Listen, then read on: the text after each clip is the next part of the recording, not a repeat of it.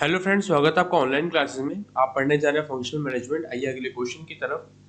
अगला क्वेश्चन है, what do you mean by placement of employees, rights, importance and principle. मतलब placement of employee के जो employ का जो प्लेसमेंट होता है, उनकी जो जॉब लगती है, उसका मतलब क्या है, उसकी इंपॉर्टेंस क्या है, उसकी प्रिंसिपल क्या है। तो meaning of placement of employee: when once the candidate report for duty, the organization has to place him initially in that job for which he is selected. Immediately, the candidate will be trained in various related jobs during the period of probation, training, or trial.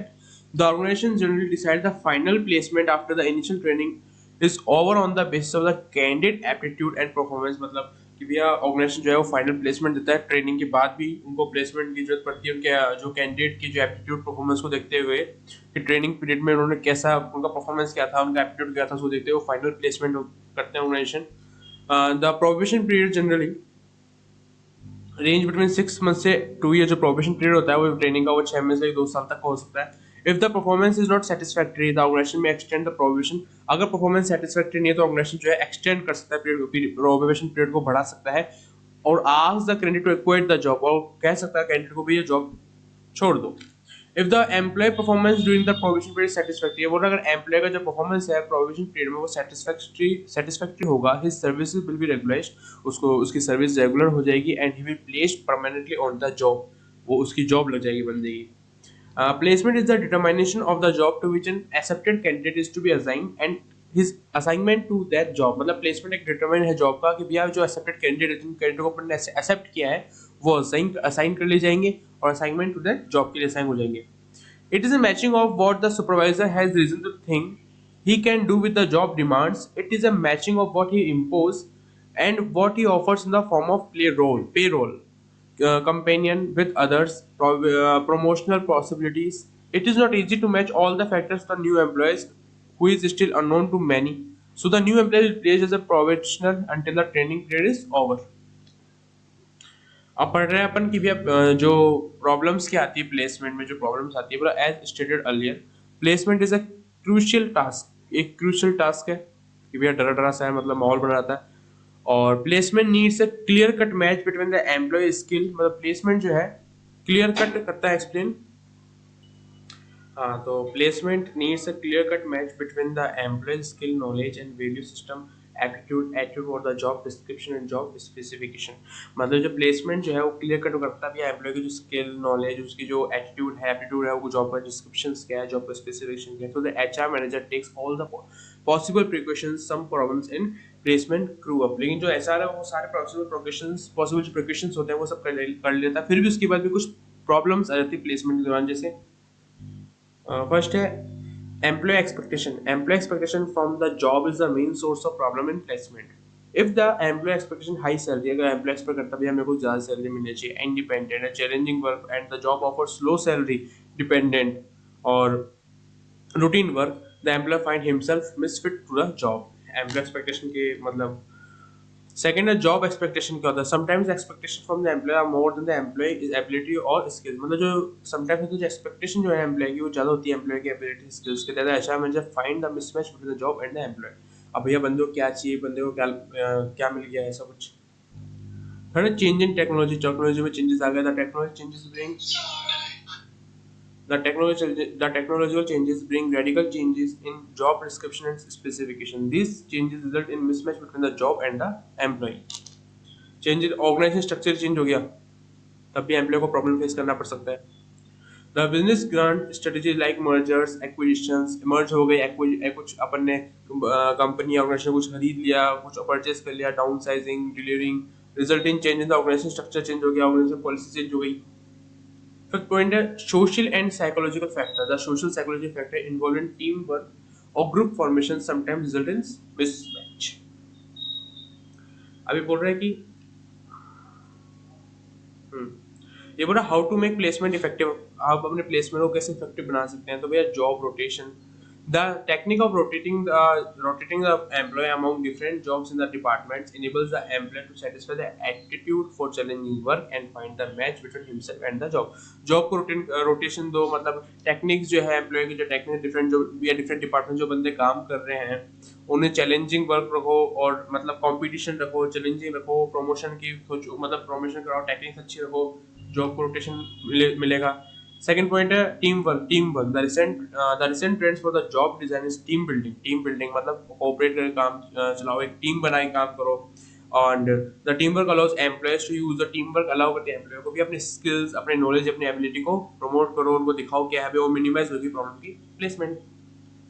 Third है training तो बहुत important part है। अगर आपने training नहीं दी तो employees की ability जो है स्किल्स वो इम्प्रूव नहीं हो सकती। तो कंटिन्यूस एम्प्लॉय ट्रेनिंग को कंटिन्यू रखो।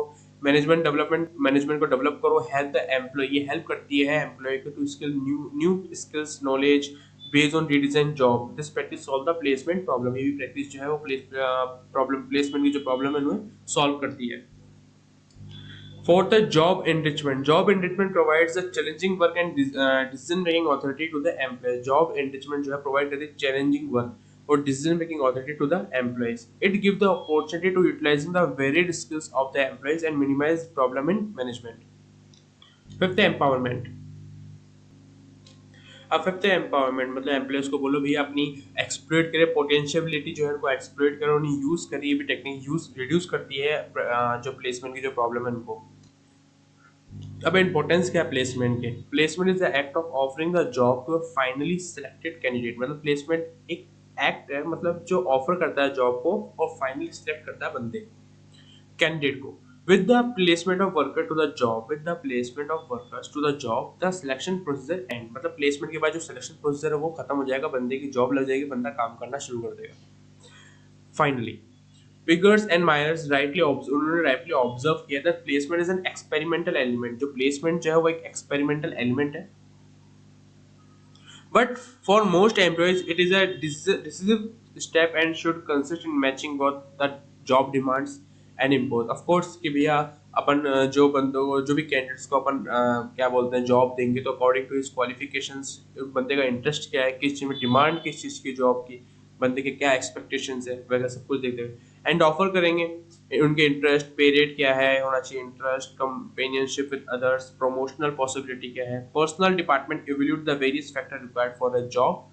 It is difficult to match all these factors for a new employee quite unknown to the job and the environment. Therefore, the first placement generally carries with the status of the probationer. The probation period is trial period। जो probation period जो होता है वो क्या होता है? Trial period होता है, extend से 3 महीने से 12 महीने तक का। If the employer show a good performance, उसमें अगर employer good performance show करता है तो confirm हो जाएगा भैया वो regular employer बनने के लिए अपने organization में at the end of the probation period के end में।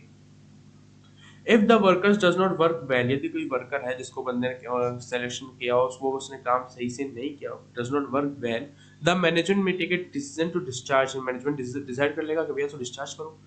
But once a worker has achieved the status of the regular employ he may be discharge only for sufficient reason.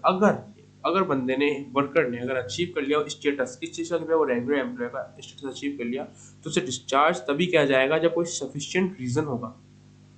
Management has to take a decision whether the employee should be made regular or discharged from the job. अब principles क्या है placement के principles क्या है? पहला है job requirement. Man should be placed on the job according to his requirement of the job. Man जो है तभी प्लेस होगा जब उसकी रिक्वायरमेंट होगी जॉब की। The job should not be adjusted according to qualification. The job should not be adjusted according to the qualification requirement of the man. Job first man next, पहले job आती है उसके बाद आदमी आता है। Should be principle of placement का, ये पहला प्रिंसिपल है, मतलब ये मेन प्रिंसिपल है इसका प्लेसमेंट का, भैया जॉब फर्स्ट मैन नेक्स्ट। ये इंपॉर्टेंट लाइन है एग्जाम के पॉइंट ऑफ व्यू से, एग्जाम में लिख कर आना, बहुत अच्छा शो ऑफ होगा और अच्छे मार्क्स मिल जाएंगे। ठीक है, job first man next should be the principle of placement. Second है qualification. The job should be offer to the man according to his qualification. Job तभी ऑफर की जाती है अपने मैन की जो अकॉर्डिंग होती है, किसी भी कैंडिडेट की जो क्वालिफिकेशन है उसके देख के, नॉट लोअर लो कम नहीं होनी चाहिए except in the case of interview placement. Information, the employee should be made conversant with the working conditions relating to the job prevailing in the industry. He should also know the penalty if he commits a wrong. Loyalty and cooperation. While introducing the job of the new employee, an effort should be made to develop a sense of loyalty and cooperation within him so that he may realize his responsibility better towards the job and the loyalty होना चाहिए बंदा, cooperation होना चाहिए। आपने job में introduce कराया है किसी नए एम्प्लॉय को, तो effort should be made, effort लगाओ कि भैया वो डेवलप करे अपने लॉयल्टी के सेंस को, कॉपरेट करे खुद को, एंड ही विल रियलाइज करे अपने रिस्पॉन्सिबिलिटी को और बेटर टुवार्ड्स द जॉब के रिगार्डिंग वो बेटर काम करे, अपने ऑर्गेनाइजेशन के रिगार्डिंग बेटर काम करे।